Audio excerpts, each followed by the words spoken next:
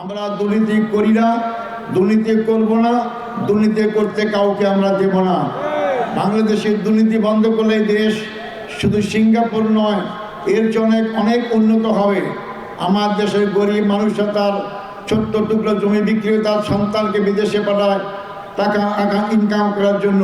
যদি সৎ নেতৃত্ব আজকে বাংলাদেশে থাকতো, 100% দুর্নীতিমুক্ত হতো, তাহলে এই সম্পদ দিয়ে বাংলাদেশের জনগণের ভাগ্যের পরিবর্তন করা যেত।